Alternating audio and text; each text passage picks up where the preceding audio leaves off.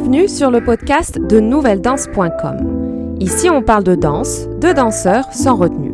Ancienne danseuse professionnelle, je suis Morgane et je peux enfin vous partager l'expérience, les conseils, les témoignages et les bruits de couloir de cet univers mouvementé.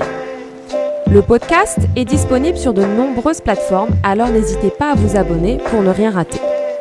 N'oubliez pas de mettre une bonne note ou un commentaire gentil, ce sera un bouquet de fleurs pour m'encourager pour la suite. Retrouvez-moi sur le site nouvelledanse.com ou sur la chaîne YouTube Nouvelle Danse. Alors, aujourd'hui, on va parler de comment progresser rapidement en danse. Quels sont les secrets pour réussir ? J'ai fait moi-même l'erreur pendant pas mal d'années et c'est pour ça que j'ai décidé d'en faire un podcast pour justement t'éviter les erreurs que j'ai pu faire dans le passé. J'ai décidé d'en parler aujourd'hui parce que j'en ai parlé avec quelques-unes de mes élèves et par exemple, je sais qu'il y en a quelques-unes qui ont des difficultés, par exemple, à tourner la jambe en dehors ou à travailler le coup de pied ou à monter la jambe alors qu'elles font des exercices pour avoir un meilleur coup de pied, alors qu'elles prennent des cours de barre à terre, par exemple, pour travailler l'en dehors ou qu'elles font beaucoup d'étirements pour travailler leur souplesse.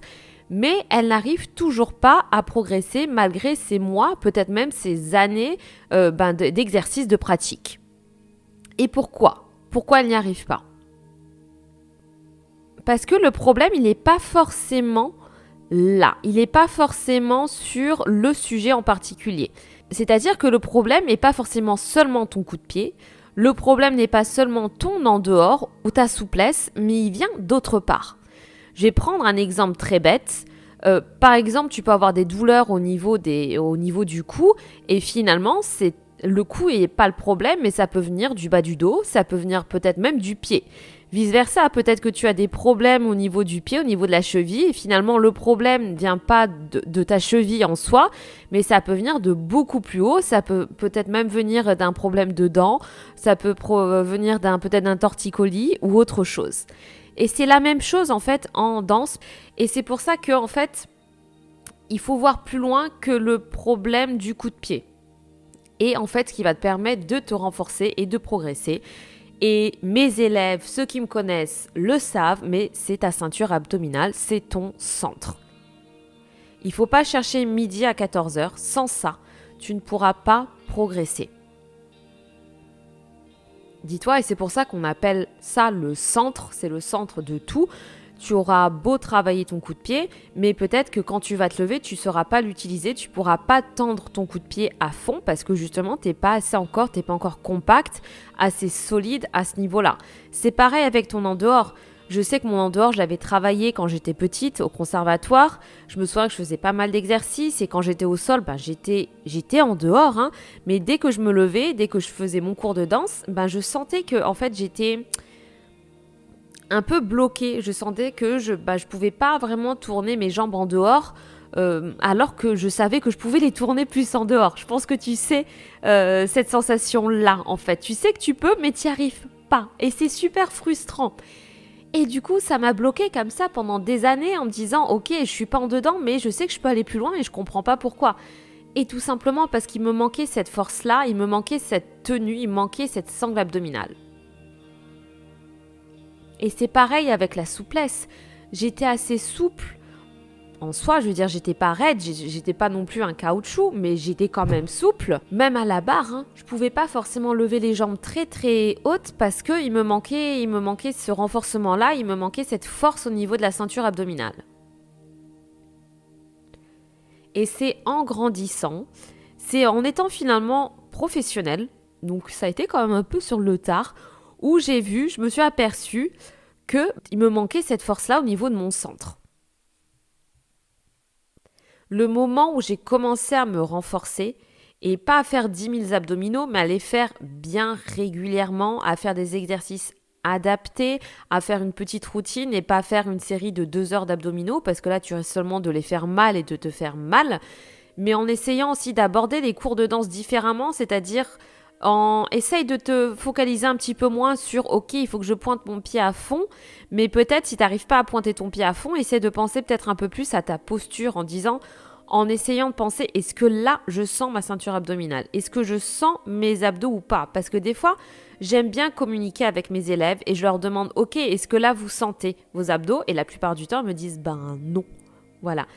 Et du coup, j'ai essayé aussi de travailler différemment en cours de danse et pendant mes répétitions en me disant, ok, là, je sens rien du tout. Là, je sens que mes abdos, mon centre, il travaille pas. Donc, ça va pas. Donc, ça m'a pris du temps. Ça, c'est quelque chose qui prend du temps. T'attends pas à sentir ça comme ça du jour au lendemain parce que tu vas devoir changer ta façon de danser, ce qui n'est pas rien non plus. Donc, ça prend un petit peu de temps. Mais déjà, dans les pliés ou quelques dégagés, dans 1 ou 2 exercices pendant ton cours de danse, essaie de te focaliser un petit peu plus sur ta posture, sur ton centre, sur ta sangle abdominale, en essayant de le penser un petit peu plus. Et ça ne veut pas dire qu'il faut contracter et puis respirer et monter les épaules jusqu'en haut et tenir comme ça. Hein. C'est pas ça, il faut souffler, il faut respirer, il ne faut pas mettre de tension en haut du corps, surtout pas. Encore moins dans les bras, dans le cou, dans le visage. Mais par contre, il faut toujours quand même penser à maintenir sa ceinture abdominale. Sans ça, il n'y aura pas d'équilibre. Tu pourras pas vraiment progresser. Il y a un jour ou l'autre, tu vas stagner, tu pourras plus évoluer.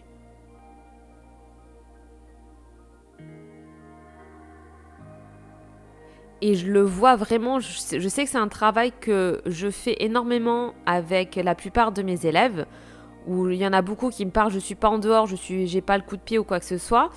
Et c'est pas qu'elles ont pas le coup de pied, parce qu'en soi, elles ont un joli coup de pied, c'est seulement qu'il leur manque ça. Et du coup, je fais ce travail-là de sangle abdominale, de changer leur posture petit à petit en cours de danse.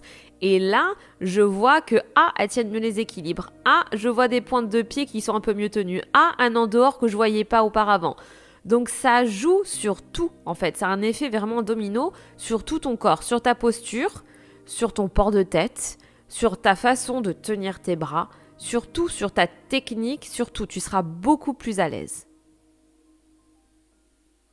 Si tu sens que tu es un peu dans ce cas de figure-là, ok, je suis en dehors ou j'ai un coup de pied mais j'arrive pas encore à l'utiliser ou je me tiens mal, je sens qu'il y a quelque chose qui va pas en cours de danse, j'arrive pas à progresser, à évoluer, peut-être que c'est ça. Essaie de te focaliser un petit peu plus sur ça et tu verras, sois patient par contre, mais essaie d'y penser déjà pendant tes cours de danse. Pour quelques exercices, tu vas te focaliser peut-être aujourd'hui, pour tous les tendus, je vais penser à ma sangle abdominale ou pour tous les adages, je vais penser à mon centre. Et petit à petit, tu vas rajouter des exercices et petit à petit, tu vas voir que ça va devenir un automatisme, que tu vas le faire naturellement. Et tu vas voir que ça va avoir un impact sur même tes pirouettes parce que tu seras beaucoup plus compact et sur tous tes sauts.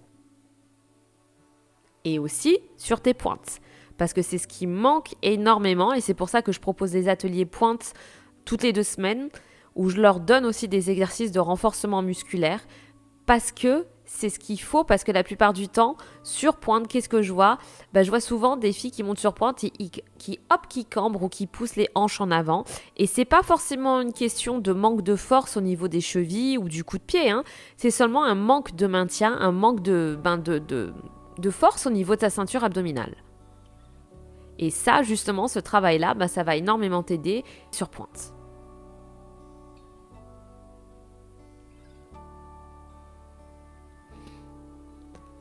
Donc pense-y, c'est une petite sonnette d'alarme ce podcast parce que tu vas voir que ça va énormément t'apporter, ça va énormément t'aider dans tout, dans ta façon de danser, que ce soit en classique, en jazz ou dans un autre style de danse.